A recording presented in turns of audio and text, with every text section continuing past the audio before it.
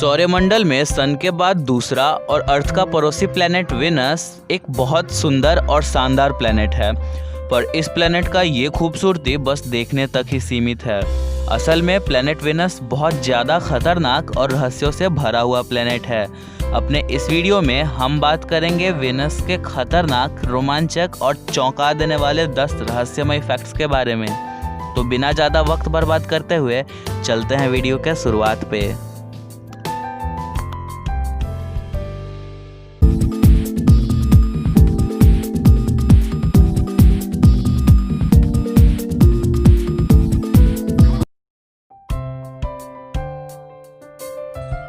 Number 1, बहुत ही ज़्यादा सुंदर शेप और इसके खूबसूरत बादलों से भरे इन्वायरमेंट के कारण इस प्लेनेट को अपना नाम Roman goddess of love, lust and beauty Venus के नाम से मिला। वेनस चांद के बाद अर्थ से स्पेस में देखा जाने वाला दूसरा सबसे चमकदार सेलेस्टियल ऑब्जेक्ट है।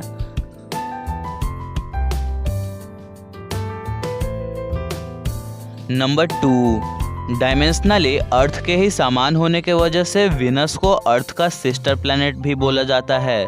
4 टेरेस्ट्रियल प्लैनेट में से एक सोलर सिस्टम का सन से ये सेकेंड रॉक अर्थ के मास का 81.5% है। वेनस का डायमीटर 12,103 किलोमीटर्स है, जो अर्थ के डायमीटर से मात्र 650 किलोमीटर से कम है। नंबर 3, वीनस को सन का चक्कर लगाने में 225 अर्थ डेज का समय लगता है। वहीं ये ब्राइट प्लैनेट अपने एक्सिस पे 243 डेज में 1 रोटेशन कंप्लीट करता है। दिस मीन्स वीनस पे एक दिन अर्थ के 8 महीनों के बराबर होता है और वीनस का एक दिन यहाँ के 1 साल से भी बड़ा। So can you imagine a calendar for Venus. Number 4, Venus के थिक एंड ह्यूज एटमॉस्फेयर के वजह से वेनस के सरफेस को बाहर से देखा और ऑब्जर्व नहीं किया जा सकता था, और इसके एक्सटेंसिव हीट एंड प्रेशर के वजह से वेनस के सरफेस पे पहुंचना भी एक बहुत मुश्किल टास्क था उस टाइमलाइन के टेक्नोलॉजी के साथ। और इसीलिए वेनस अर्ली 20th सेंचुरी तक बहुत ही ज़्यादा मिस्ट्री से भरा हुआ प्लैनेट था और ये बहुत सारे रहस्य को अपने घने एटमॉस्फेयर के नीचे दफन किए हुए था। पर 20वीं सदी में अमेरिकन स्पेस एजेंसी नासा के द्वारा लॉन्च किया गया पहला स्पेसक्राफ्ट और इसने बहुत सारी जानकारियां दी वेनस के सरफेस से रिलेटेड, और तब से लेके आज तक वेनस के सरफेस के बारे में बहुत सारे सीक्रेट्स रिवील किए गए और हमें बहुत सारी नई जानकारियां मिली वेनस के सरफेस से रिलेटेड।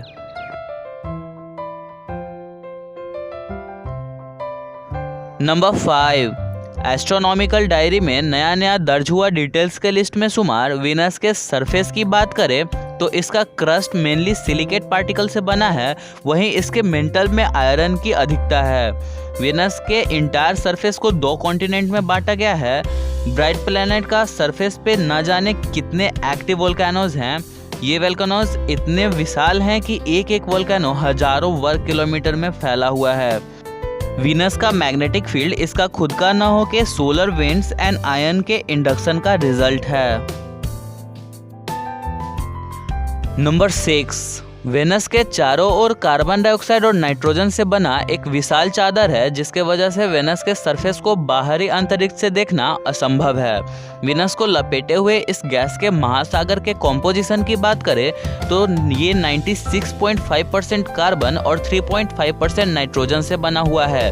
कार्बन का इतना ज़्यादा मात्रा में होना सूरज के गर्म किरणों को अंदर आने को तो अलाउ करता है, पर इसे स्किप नहीं करने देता, और यही कारण है कि वेनस 462 डिग्री सेल्सियस के भयानक सरफेस टेम्परेचर वाला प्लैनेट है। मरकरी के कंपैरिजन में सूर्य से दुगनी दूरी पे होने के बावजूद भी ये सौरमंडल का सबसे गर्म प्लैनेट है।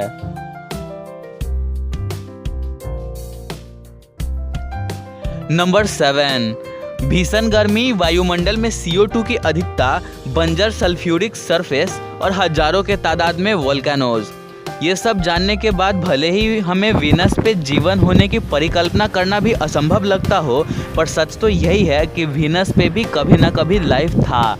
वायुमंडल में इतना ज़्यादा कार्बन डाइऑक्साइड ये बताने के लिए काफ़ी है कि यहाँ भी कभी विशाल पानी के समुद्र हुआ करते थे जो इवोपरेट हो गया।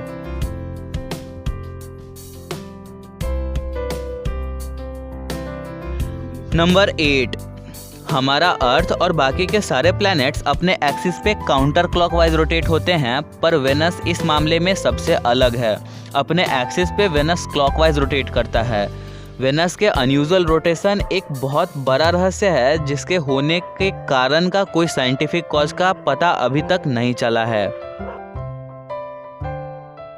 नंबर 9, वेनस प्लैनेट के पास कोई मून नहीं है, पर यह एक यूजुअल बात नहीं। अर्थ के मून के फॉर्मेशन के पीछे का हाइपोथेसिस हमें यही बताता है कि मून का फॉर्मेशन एस्ट्रॉयडल क्लास का नतीजा था और वेनस पे ये क्लासेस होना आम बात है क्योंकि वेनस के पास कोई स्ट्रॉन्ग मैग्नेटिक फील्ड नहीं। तो फिर वेनस के पास भी चांद होना चाहिए।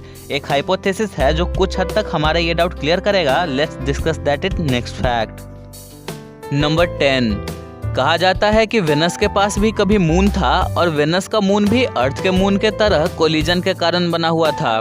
पर मून फॉर्मेशन के कई हजारों साल बाद एक और विशाल कोलिजन ने वेनस के मून को नष्ट कर दिया। साथ ही इस भयंकर कोलिजन का ये डबल इम्पैक्ट को ही वेनस के अनयूजुअल रोटेशन का भी कारण माना जाता है। So this is all done for today. If you like the video, then give a thumbs up and do subscribe the channel. Like a Hellcat.